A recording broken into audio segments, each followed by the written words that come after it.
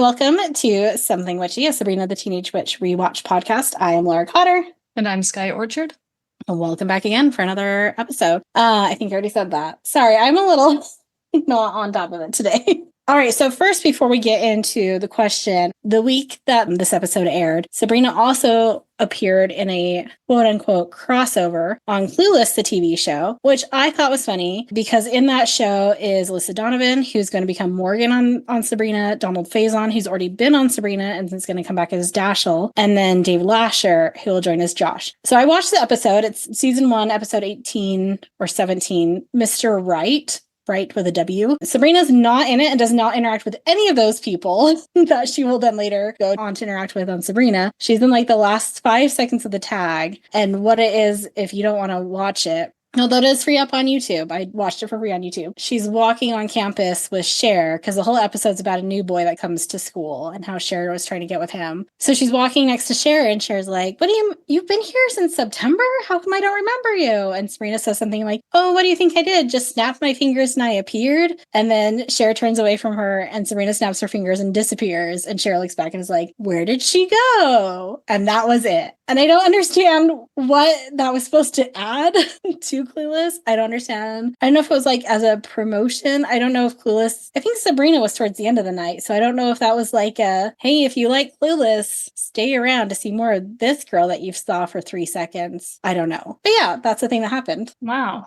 Having never seen that show or the movie, I got really excited when you said Cher originally because I was like, they got the singer? No. And then I realized the things. So we do need to watch Clueless, the movie, though, for sure. I feel like you're missing out on a lot of pop culture by not. You need to watch I Say before Donald Faison comes on, because this Donald Faison is pre-Scrubs Donald Faison. And this was like, Clueless was his big thing. And we'll watch it before the Dashiell episodes. I only watched this, I was going to watch this twice, once on Hulu and once on the DVDs, because I got the DVDs in the mail. And I didn't because I ran out of time. But next week I'll try to watch both the Hulu and the DVD version and see if there's anything that changes between the two. Do you already have a DVD player or did you have to buy a DVD player first? I have a DVD VHS combo. Same, yes. Zoom high five.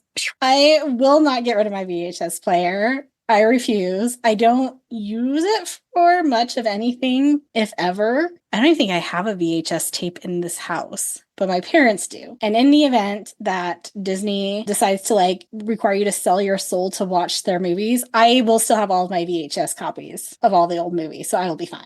Nice. I don't know, this episode didn't lend itself to an easy question prompt. The only one I could really, Oh, I have one. Oh, okay, you do yours, because mine weren't very good, so you do yours. Gloves or mittens, and there's a correct answer. Oh, it depends. It depends. Are you going to expound on this? Okay, yes. So I have both, and I also have mittens that turn into gloves. Because if I just want to appear cute and don't actually care about utility, it's mittens, because mittens are adorable. If I actually care about doing stuff with my hands, it has to be gloves. Especially if I'm going to if I don't want to have on my hands at all, it needs to be the gloves with like the little finger things in them so you can still use your phone. But most of this winter, I will wear my convertible ones. So I have the cuteness of the mitten with the utility of a glove. What? Is that the wrong answer? What is the right answer, Skye? For me, it's utility all the way. Okay. Gloves all day. No, I don't think mittens are cute, not gonna lie. The fact that they're not useful just takes any potential cuteness away. That's what makes them cute, is that they're not useful. Things are cuter the less useful they are. Why do you think cats are cute? Are your cats useful, Skye? Part-time lifeguards, my mental therapists. Yeah, that's about it for them. The least useful, but the most fun is a police or a muff. Those are just ridiculous. No, those are amazing. I had one as a child because I was in ballet and our dances, like our Christmas dance required us to like dance with a little muff and we'd like flip it on different hands. And I used that thing for like 3 more winters after. I loved it. Completely useless. Okay. Let's get into this episode. So our episode title is Mars Attracts. Our descriptions for this week. Description number 1. Sabrina hates to leave Harvey for a trip to Mars, but the skiing coach she meets there soon has her forgetting to phone home. The alternative description is a winter vacation to Mars and a cute ski instructor tests Sabrina's feelings for Harvey. On par, same thing. I think I like the Hulu ones a little bit better. I think in this case, I'm assuming TV Guide was the first description there. Yeah. I think I liked it for the ET pun at the end. The phone home. Yeah, that was clever. It originally aired February 7th, 1997. Gary Halvorson's back as a director, and Nell Scoville is back as a writer. We have 3 guest stars. Our first is Chris Elliott as Warren, which most of you probably recognize as Roland Shit from Schitt's Creek. And he looks so different in this show. I never put those 2 and 2 together that he was on Sabrina. I thought he was somebody else entirely in this show. To be fair, Schitt's Creek is 30 years post Sabrina. So the man is going to look a little different. 30 years? 20 years. No, 30. No, 20 years. I don't know what year it is. I don't know. I was freaking out for a second. This is the future. Welcome to 2027. It's close enough. It's almost 30 years. I don't like that. No, it ended a while ago, so never mind. It's 20 years. He was also on How I Met Your Mother, Eagleheart, Everybody Loves Raymond, and he was in the movie Groundhog Day, which is a movie I've never seen. And then we have David Chokachi, I'm assuming how you say that, as Doug. He's in a lot of Baywatch, but also some pretty stellar movies. And I need to read you the title of these movies, and you can choose which one we want to put on our watch list, okay? Movie number 1 is Psycho Beach Party. Movie 2 is Bats, Human Harvest.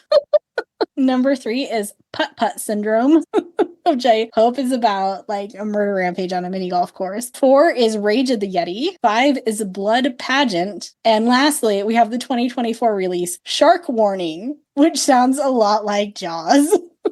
The answer is clearly all of them. I'm pretty sure I've actually seen Psycho Beach Party. No, what? It's great, if it's the one I'm remembering. I am looking at Google right now. Great as in it's great, or great as in it's so bad it's great? Well, listen to this Rotten Tomatoes description, and you'll see why I watched it. Okay. Psycho Beach Party is a manic party mix of 50s psychological thrillers, 60s beach movies, and 70s slasher films. Oh, okay. Yeah. No, that actually sounds amazing. My vote actually, I think, is for Bats, Human Harvest, because that suggests that there are other movies in the Bats franchise, and I think we need to watch all of them. Here for that. We also have Sandra Spriggs at the very beginning of the episode for like 2 seconds as Mrs. Hecht. She was in Days of Our Lives, Fresh Prince of Bel-Air, and Martin, as well as like a handful of other appearances. What are your overall thoughts on this episode? I liked it. I think I liked the Warren subplot the most, and we barely got any of it. That was my favorite part. Watching this as an adult, I have some feelings about the Sabrina plot that I didn't have as a kid. Ooh. When I was 16, I went on my own family vacation that I was very bummed that I had to leave my boyfriend for. And I wasted a trip to Disneyland, basically like trying to call him on payphones and with like phone cards, and then a cruise that was miserable and paying way too much in internet usage so I could email him. For a man, that was not worth it. But also like, we'll get into it, my feelings on the Sabrina plotline. I still think it's cute. I think it's adorable. It's very sweet and innocent and fluffy. I just have some thoughts on it that I didn't have back then. The Hilda plotline was my absolute favorite. I think that was hilarious. I think we could have seen more of Salem's party. Oh, yeah. Why did we only get like 2 brief glimpses into Salem? I want an episode on Salem's party is what I want. Why was Zelda even in this episode? That poor woman.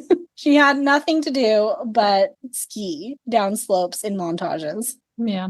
Let's start with our cold open then. Sabrina and her aunts are eating dinner. She finished off all of her lima beans, but Zelda is suspicious. Did Sabrina magically make them disappear? Zelda remembers a spell their mom used to cast to make sure they ate all their vegetables. Sabrina comes back in from clearing the dishes and asks what the spell is for. Zelda explains it will bring back any lima beans Sabrina may have made disappear. Sabrina yells at them to get down and ducks under the table just as lima beans fall from the sky. Hilda told Zelda that she hated that spell. And if you watch very, very closely, Caroline Ray blinks and winces right before lima beans fall down. Ooh. That suggests to me they may have done more than one take on this, and I wonder how many times they got pelted with lima beans. Gross. They looked slimy too. Are lima beans the vegetable you would make disappear? That should have been my question for the start of this. What vegetable would you make disappear? It's been a long time since I had a lima bean. I thought they were white and not these weird puke green color that fell from the sky. No, they're definitely green. Well, maybe it is lima beans. Oh, I think you're thinking, okay, there are definitely... No. Okay, I'm seeing pictures of both. Okay, that's not confusing at all. One might be a butter bean, though. Nobody seems to know. Oh, butter beans. I want to get rid of those. And just because during the pandemic, I was going to make this excellent soup for a date, and we went to the store. I was going to use chickpeas, which is my secret ingredient there, and they were out of chickpeas because of the pandemic. And so I chose butter beans. Wasn't as magical. To answer our question, lima beans cover a whole range of colors along the beige and pale green spectrum. Yeah, those that fell from the sky were not pale green. Maybe they look different when they're cooked. Maybe they're darker when they're cooked. Maybe. I don't know. I don't care for peas. Yeah, I'm not a pea person. I'll eat them if they're in something, but I'm not going to seek them out. It's fun to like shell the peas, but I'm not going to just eat them while I shell them. I will eat edamame though. Oh, yeah. And I'll eat snow peas and sugar snap peas. Those I like, which is weird that I don't like regular peas. Because like they're the same thing, right? Just out of a shell or in a shell, but they're not. They taste different. I don't know. I don't do peas. I will not. I would get rid of olives. I hate olives. Are olives a vegetable? I don't know. You put them in salads sometimes. It counts. So chicken is a vegetable now? Ham is a vegetable? Is a butter bean a vegetable? Well, I don't know. You asked me about butter bean. Butter bean is a legume. And peas are a grain if we're going to get picky. None of these vegetables don't actually exist, which is a true fact. It's a culinary term, not a scientific term. Really? So yes, olives are a vegetable then. I guess. I'll send you my Instagram reel video about why vegetables don't exist later. Please educate me here. Our outfit intro is a wild-looking motorcycle outfit with a lot of leather, including a hat. This outfit, I was like, all right, that's a choice. Sabrina says, I'm going to go ride my pig. I mean hog. Wow. Not my favorite of the outfit intros. Do you have any favorites, though? Or is it just we're always just commenting and be like, wow, that was another choice? I liked the Clueless one. That one was fun. Their mermaid one would have been better. Something we don't like about the mermaid one, I can't remember what it was now, that would have been better. There are some that are more fun than others. The leather motorcycle outfit, it's just not it for me. That's valid. In our next scene, the three witches are outside looking through a telescope. They're looking at Mars, and Zelda points out Olympus Mons. It's the best skiing on Mars. That's where they're going for their winter vacation. It's so pretty, and the sky is pink, but there are no Martians. So Zelda does say it's the largest mountain in the universe. But the actual Olympus Mons is a shield volcano. It's technically still active, so skiing is probably a little questionable. Further watching after I made these notes, we do get a little, they justify it. Also, where is this ice? Where's the snow on Mars? Just saying. It's well hidden. If you told me there was ice on Pluto that maybe we just hadn't discovered yet, sure. Mars, we have been all over that thing, and the Mars rover was, or the Mars probe at least, was there at the time, so I think we would have known if there was snow. That's true. They're witches, maybe they're hiding it from the mortals. We see a new history teacher, and she's teaching them about French monarchs, asking which Louis succeeded Louis the 14th. Which Louis is it, Skye? I'm gonna say Louis the 15th. Very good. No one can come up with an answer, and the teacher gives up, telling them to just keep quiet since their minds are on winter break. And this is where I got confused, because we already had the Christmas episode. And I was like, wait a second, we already had our winter break. Is there an additional winter break for kids on the East Coast? So I looked up the Boston Public Schools calendar for the year. Yes, they get a week-long break in February, but then they don't get out of school until like June 23rd. Weird. I know. I'm wondering if it's like, so like we have fall break for like hunting and harvest. I wonder if their winter break is because they all go skiing and go do winter sports during that time. But also, why don't we get a winter break? We have mountains. We have skiing. I have to remember if I had a fall break actually in high school. The schools like 20 miles south had a full week off for potato harvest. I don't know if we got a week off when they did. Well, I know some of our rural school districts get a longer break. All of the schools in Utah at least get like the long weekend, like a few days. And then everybody goes to Disneyland during it. Harvey turns around and asks Sabrina what she's doing for winter break. She's going skiing with her aunts up north. Harvey was hoping she'd be here with him. She doesn't want to go on this vacation, though. She doesn't even know how to ski. And Harvey tries to hype it up for her, saying she can take lessons and she'll have a blast. He'll see her in 5 days? 6. They say their goodbyes and shake hands. Oh, gosh. And then she dramatically sighs and slumps against the locker. Meanwhile, last episode, they were actively, like, wrapping his arm around her. Just DTR already, please, for our sanity. So this is where I was also confused, because I was like, wait, when did we say they're in a relationship? We have seen Harvey ask her out on one date at the end of the Magic Jewel episode. And we didn't even actually see them go on a date. We have not seen them go on like a one-on-one date. Like they're either hanging out at the slicery or hanging out with Jenny or going to see the Violet Femmes with a bunch of people. Like there's not actually we haven't seen an actual date with Harvey and Sabrina. So they're not in a relationship. There's nothing here. But there's nothing to feel bad about.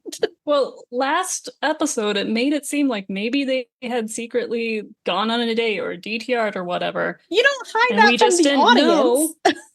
Yeah, we weren't sure. But now it's like we've regressed 6 weeks back. Yeah. I'm just confused. This is where like it's starting to break down for me versus when I was a child and younger. And I just thought that they had been dating since day one. Like, oh yeah, they're in a relationship. That's how relationships work. You go out on one date and then you're just together. Back home, Sabrina is whining to Zelda and Hilda about having to go on vacation. Hilda doesn't understand. She was so excited last night. But that was before Harvey asked her if she wanted to do stuff. Zelda is unmoved. Sabrina offers to stay home with Salem, but this is Salem's vacation from the family. Zelda tells Sabrina it's not up for discussion and she has to go. Sabrina pouts and says she won't have any fun. Hilda tries to comfort her. It's not like she'll never see Harvey again. The doorbell rings and Hilda opens the door, revealing Harvey. Here he is now. Don't you love when things like that happen in real life? Harvey's timing is perfect. The ants were just about to take naps. Hilda and Zelda scurry off so Sabrina and Harvey can be alone. Harvey presents Sabrina with a gift, mitten minders. She thanks him and says she'll call him from the lodge to let him know how the mitten minders work. This is where my Utah accent, you're going to hear a lot of mitten, not mitten, so sorry. We get a couple of awkward okays with Salem even chiming in, which causes Sabrina to usher Harvey out. They say another awkward goodbye and shake hands again. Sabrina comes back in and glares at Salem. He apologizes for getting caught up in the moment. The aunts call for Sabrina to hurry up as they wait by the linen closet. She comes out with her snow gear and notices her aunts don't have anything with them. They point out that they have their fingers. Zelda and Hilda give Salem last-minute instructions. They tell him not to eat all his food in one day and not to throw any parties. Salem wishes them farewell as they go through their linen closet. Once gone, he wonders why he didn't think of throwing a party, which he absolutely, like, Salem would have. 100%. Also, we see this cat being able to answer a phone. Do we not think he can open a can or make some food? I don't think he can open a can because remember, like, way back in the first episode, he gets really excited by the sound of the can opener. Okay. So I don't think he can open wet food. He can maybe open dry food bag or at least gnaw his way through it like Mabel's done with hers. I feel like this cat knows how to make a sandwich. Can answer the phone. He knows how to order a pizza. That's true. This is pre-internet, but this is during the time where you can call and order a pizza and get it delivered. In fact, I'm pretty sure there's an episode where he does just that. Nice. Hilda, Zelda, and Sabrina arrive on Mars in what appears to be a hotel made of ice. Hilda points out the volcano in the middle of the lobby. Zelda is off to the slopes while Hilda plops down on the couch, zapping herself magazines, catalogs, and War and Peace. And I'm wondering if we should add that to the book club list. I've never read it. I have tried to read it about 6 times. I got about halfway through Anna Karenina, so I don't think I could get through a War and Peace. Yeah, if you couldn't finish Anna Karenina, you're not going to want to do War and Peace. I mean, I still have my bookmarks in Anna Karenina. I know where I left off, so I could pick it up and finish it. I have a copy of Android Karenina. So do you can I. borrow if you want. Which I have also not read because my plan was to read Anna Karenina first and then read Android Karenina. And since I never finished Anna, I didn't read Android. Maybe Android will get you into it more, though. I liked Hilda's. She doesn't ski, she lodges. Just one of those bougie people. Which, same. I hate heights, will not ski, will not do it. I did it once in 5th grade and I cried. Oh dear. Were you wearing mittens so you couldn't ski properly? I was like on the bunny hill. It was like a field trip for school where they're like, we're going to enrich the kids' lives and take them skiing. And I like went down the hill once and I was like, no. And I just sat at the bottom of the hill for the rest of it. Oh. When I tell people that I'm from Utah and they're like, oh, you ski? And I'm like, no, I don't. When I was in Georgia for those couple of years, I got that comment a lot. I'm not allowed to ski anymore. I figured that was going to be one of my intro questions was asking your favorite winter sports. And then I was thinking about them and I was wondering what winter sports you are allowed to do. Really? My neurosurgeon just said skiing post-back surgery. And I'm assuming snowboarding. Oh, F snowboarders. I will never get on a snowboard. Not every time, but most of the time I went skiing. A snowboarder would hit me in the back because they are not controlled and risk my life. I am already accident prone. one time I hear that dreaded sound coming down the mountain, like, please don't hit me. It hits me, and it was a riderless snowboard. I did like a triple flip because someone lost their freaking board down the mountain. So yeah, I feel strongly about snowboarding versus skiing. You're snowboarders. This is Skye's opinion and Skye's opinion alone. This does not reflect the opinions of this podcast. Don't write us hate mail. Also, hobby horse girls, we're still sorry. Yep. So sorry. I like winter hiking. Yeah, okay. I mean, it's not really a winter sport if you can also do it in the summer. I mean, you have to wear your special grips on your hiking boots and like snowshoeing? Snowshoeing's a winter sport. I haven't tried snowshoeing, but I've got my little spikes, my yak tracks. Well, and that's winter sports with Laura and Skye. Moving on. Sabrina wonders when the family part of family vacation begins. They're all going to meet for dinner, but in the meantime, she can hang out with people her age. Sabrina just wants to call Harvey, but she can't. Mars is in a time zone so far ahead of Earth that it's still yesterday there. If she calls him, his head will explode. She goes to her room instead. We get a montage of Zelda skiing and Hilda reading magazines. Zelda comes back from skiing to a bedraggled-looking Hilda still on the couch. Hilda is exhausted and asks Zelda to read her War and Peace. Zelda would, though. If anyone's going to enjoy reading War and Peace, especially out loud, it is Zelda. For sure. The next morning, Zelda is planning on going skiing again while Hilda is planning on taking it easy and takes her place back on the lobby couch. Sabrina joins them. She slept fine. The only problem is she woke up on Mars. Watching Sabrina makes me feel for my parents and how bratty I must have been on that vacation. I didn't want to go. But I did get Cinderella to sign my copy of The Chosen. Is that the one up behind Potok? I think it's The Chosen. Yeah. Mm-hmm. I got Cinderella to sign my copy of that because I had to read it for my honors English class. So I was going to say, that's an interesting combo right there. That's also why I didn't enjoy the cruise because I had to be reading the entire time and I got seasick. Zelda tries to cheer her up. She got Sabrina a ski lesson. Sabrina already has plans. She's going to analyze her answers in her journal until 9, then call Harvey. Which I was like, oh, that's not bad, thinking she meant like 9 in the morning and realizing later she meant 9 p.m. So she goes to wait by the phones. I like that Hilda's taking it easy is to not read magazines anymore because that was so strenuous yesterday. Oh, yeah. Just like stare into space. Yeah. There's another man on the phone talking about a mysterious policyholder, but acts sketchy and hangs up when Sabrina arrives. He offers her the phone, but she won't use it for another 12 hours. She starts to write in her journal, noting that it's February 5th. Again, the mysterious man leaves after making a note in his notebook, and a good-looking younger man comes by instead. Sabrina is obviously taken by his good looks. It's her ski instructor. Of course she wants to learn to ski. When in Mars! And they take off for the ski lesson. The mysterious man appears again, this time sitting next to Hilda on the couch. He introduces himself as Warren, an insurance salesman. Hilda is not impressed, but agrees to chat with him as long as he doesn't make up stories to try to impress her. And then she uses the phrase lodge lizard, which of course piqued my brain, and I instantly had to go to the internet to try and figure out if it was actually a real phrase or if it was just the writers being weird again. I found one single Washington Post article that referred to it. The rest were lounge lizards, which is a completely different thing there. But it just said, because the last thing some people want to do at a ski resort is ski, as far as what a lodge lizard is. I think it's based off of a lounge lizard. Like, I think it's a play on the term lounge lizard. Like, they just replaced lounge with lodge. Could be. Warren starts to protest, but she wants to be two strangers being entirely honest with each other. He agrees and tells her that he's a secret agent. He's searching for a counter-operative and asks if that's Hilda, but it's not. He then asks if she's married. Sabrina is taking her ski lesson. It's just a zap, and now she knows how to ski. Her and the instructor start going down the mountain, and there's that scene, because it's mostly just them sliding down the mountain. Can we go back to the lounge lizard for a moment? Yes, okay, let's go back to the lounge lizard. Rewind. A lounge lizard is a man who frequents social establishments with the intention of seducing a woman with his flattery and deceptive charm. Why do you think that's not the same thing? Hilda thought that he was, because he was talking about how he's an insurance salesman and he's there on an expense account, and she thinks that he is trying to sound impressive to her in an effort to, if not seduce, at least interest her. Okay. He even flat out asks her if she's married. I thought she was insulting just, well, including herself too, and like just everyone who stays around at the ski lodge and not specifically referring to a man. So No, because doesn't she say, like, that's the problem with you lodge lizards? You're always making up stories. who knows? Probably us. We should know. Having just watched the episode, the answer's us, Skye. That's why we're doing this. I don't know anymore, Laura. Hilda is recapping what he has told her. His goal is to bring down Dr. Cyclops, who is trying to destabilize the Balinese government. He tells her there's some more unbelievable stuff that he can't tell her about. Hilda asks about Dr. Cyclops.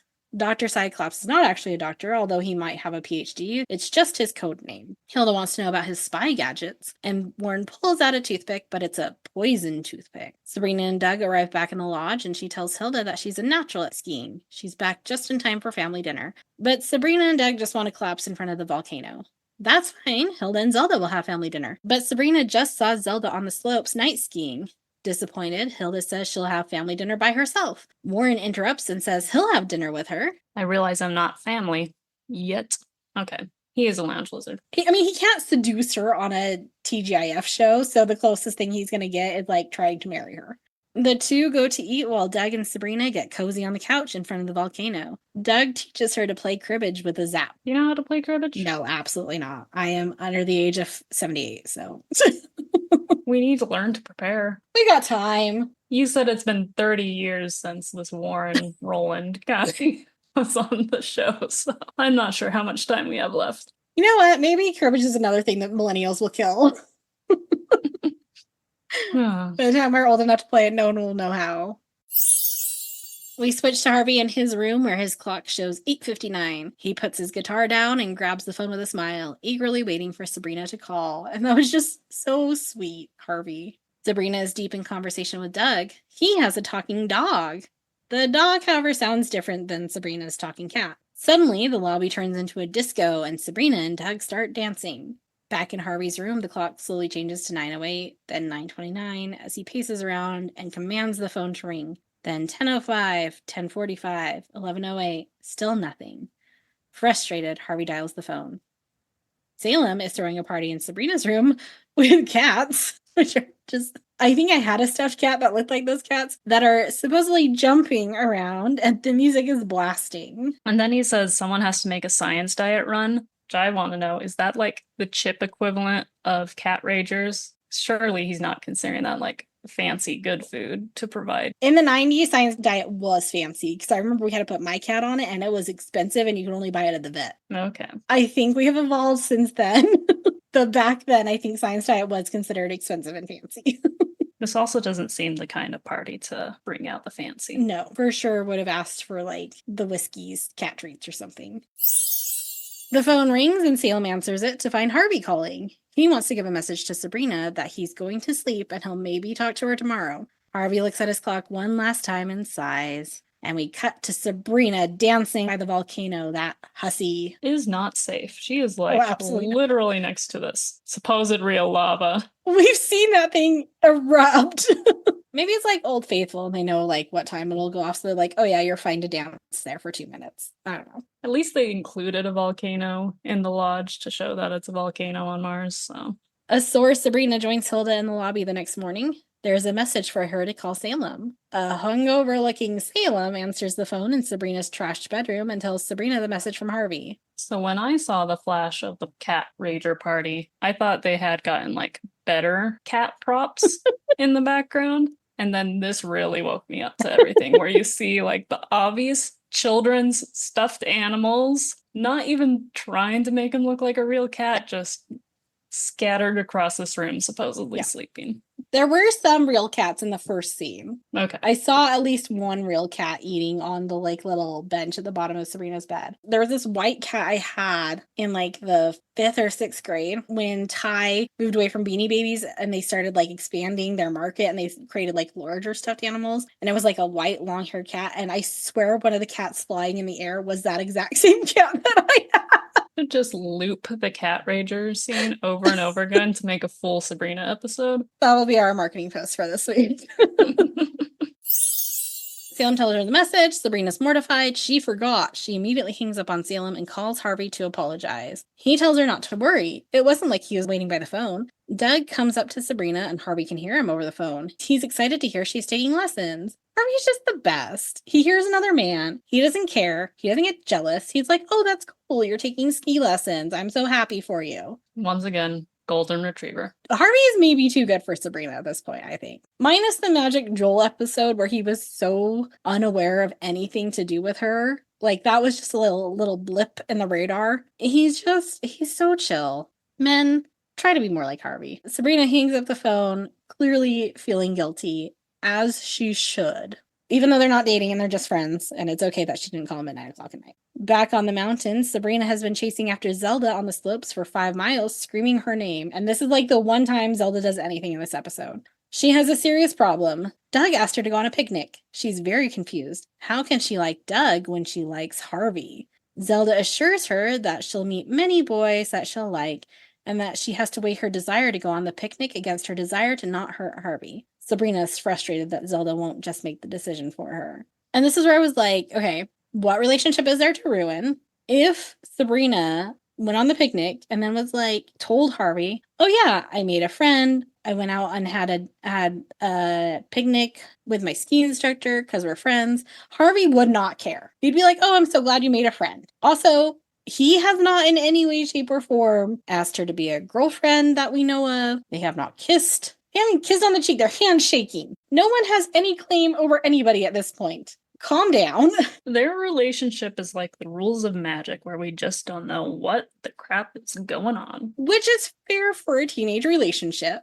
But even my first teenage relationship moved more quickly and logically than this one did. Like, we went out on a few dates. Within a month, we were actually like, we defined it as boyfriend, girlfriend. We kissed a couple months after that because I was super scared of kissing. Like we defined it and it was clear the direction we were going in. Also, the other thing I noticed, so this airs in February of 97. A year from this, we're going to have another relationship ruined by a ski lodge. When Boy Meets World goes skiing. And it's going to be almost the exact same situation where Corey meets a girl at a ski lodge. They hang out. He likes her, but he's in a relationship. He's actually in a relationship with Topanga. But like, again, if he would have just said, hey, Topanga, I made a friend with this girl, like nothing would have happened. It would have been fine. What is it with Disney and TGIF and ski lodges being like dens of iniquity where teenage relationships go to die? Well, lounge lizards, apparently. Lounge lizards. That's how it's the den of iniquity. Doug is a lounge lizard for teenage girls. I mean, I want you to take this back because I know you don't care about Boy Meets World the way I and Jill do. So I want you to take this back to Jill and ask her, tell her what a lounge lizard is, and then ask her if Lauren is then a lounge lizard. okay, I'll try and remember to do that. Or I will just message her and ask her. You will see her in a week. I will see her in a week. Stay away from ski lodges, folks. If you are a teenager in a relationship, do not go to a ski lodge. That is the moral of the story. End episode. Ding. Ding. And we're done. Zelda arrives back at the lodge looking very sunburned. Warren comes rushing in talking about enemy transitions and is startled by Zelda's appearance. Hilda reassures him that it's just her sister. Hilda starts to introduce him, but he interrupts and introduces himself as an insurance salesman again. They're going to family dinner, but Sabrina went to the picnic with Doug. Zelda's worried that she didn't make the right decision. Well then, Zelda, maybe you should have given her some better advice. Right? I was about to say that too. Like, you were no help on that mountain. Zelda didn't even need to be in this episode, and things would have progressed the same way that they progressed. So you do not earn the right to worry, Zelda. Give Beth Broderick better material. Let her contribute, because this is not it. Or at least, like, let her get wrapped up more in the Hilda hijinks. Like, she had nothing to do this episode. She could have had her own lounge lizard. That would have been hilarious. A scientist studying Mars for Zelda. Okay, this is the story. Hilda has Warren, the spy. Zelda meets Dr. Cyclops on the slopes, but she doesn't know it's Dr. Cyclops because he's actually like Professor something. And they don't find out until this night when they all go to family dinner and they introduce the men to each other. And the men are using like their alter egos and they like end up getting along really good. And then the men become like, that's a better episode. 100%. Thank you for validating. Nell, you listening? Can we please rewrite this episode of Sabrina? We can travel back less than 30 years because it has not been 30 years.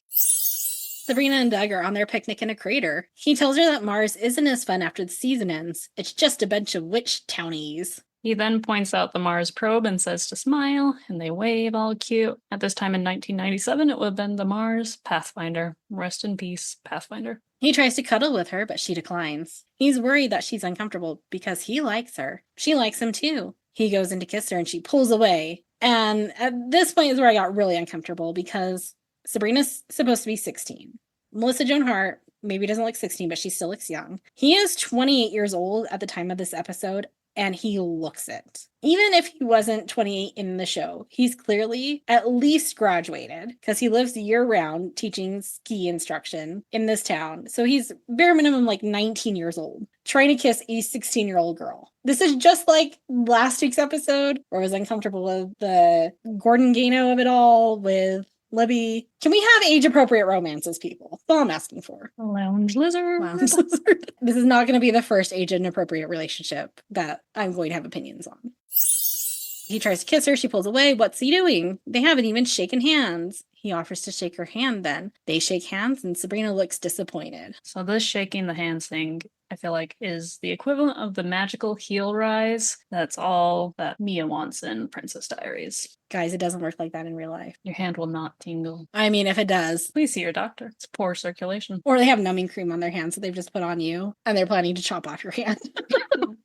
With their now numb hands. And so it's going to be very hard for them to do. Oh.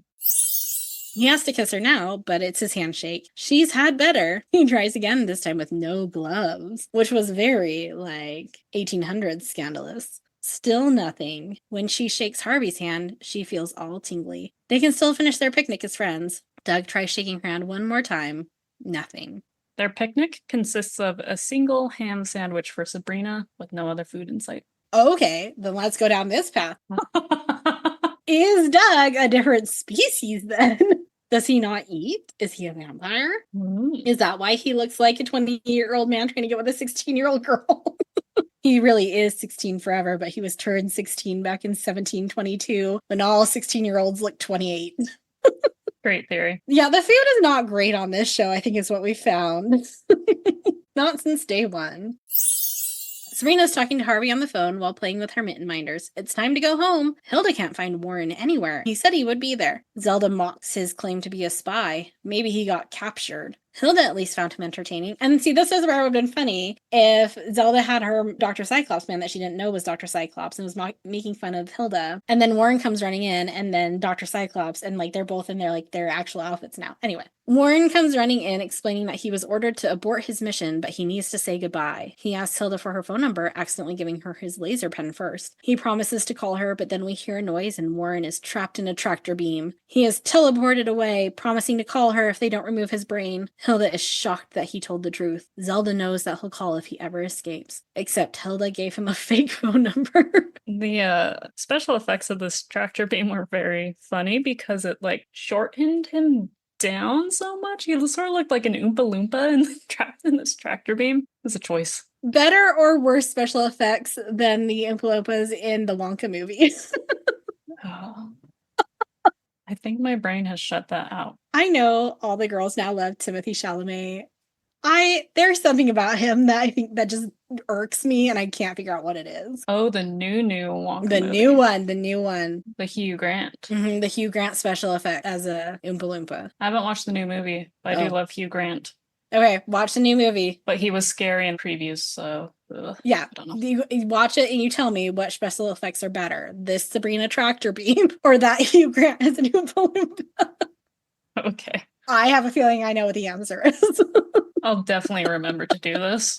You'll definitely get an answer. I'm sure we've asked multiple times to follow up on things. Listeners, if there's something we have not followed up on that you would actually like us to follow up on, please email us at somethingwitchypod@gmail.com. We'll try. No promises. Maybe we'll have an end of season, hear all the things we promised we'd do, catch-up session. Maybe, but probably not. Salem is trying to get the last of the party cats out of Sabrina's destroyed bedroom, but he's not fast enough. Sabrina is furious at the state of her bedroom, but the doorbell rings. Saved by Harvey. Salem cries, moaning about his head aching. Harvey shows Sabrina his new shirt and socks and wants to go to the slicery, but Sabrina says they need to talk. And what she's about to tell him does not require this serious of a voice. They sit on the stairs, and Sabrina tells him that she met someone, but going out with him made her realize that she likes Harvey better. Okay, let's go to the slicery. This is almost exactly the Boy Meets World storyline, except for no magic and not on Mars.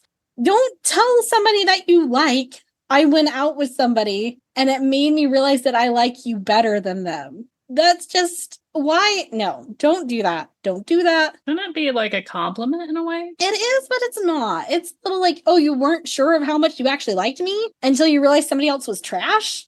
I tell my parents every time I hear horror stories of other parents, I appreciate them more. That doesn't mean I'm going to go get adopted by some trash parents first and then come back to them and be like, oh no, you're actually really good parents and I love you more now. Like, isn't teen dating though the time to like make these mistakes? I didn't date as teen, but I'm assuming it's yes. where you do the most F-ups and just yes. figure out how to actually be a person in a relationship. So my advice to the teenagers, if you are listening, if we have any teenagers listening, don't say this to somebody you're going out with. If you find somebody that you're like, oh, I kind of have a crush on them, and then you like go hang out with them for a couple of hours and you're like, oh no, they're garbage, I actually like my other crush better. Don't tell your first crush that you like them better because the second crush was garbage. Just don't tell them. It's fine. They don't need to know. They don't need to know.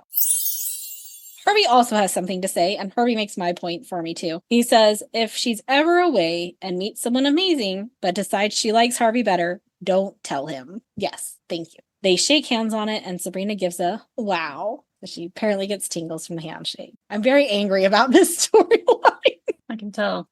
I'm getting angrier talking about it. It was okay watching it. I'm just getting more angry talking about it. Back to the better part of this episode. Warren is on an operating table surrounded by surgeons in white. They have the wrong guy. He's an insurance salesman. He pulls out a pen and papers to start giving them quotes, which was really clever. But it's his laser pen. He zaps all of them. In your eye, Dr. Cyclops. I really like how they phoned in this end tag.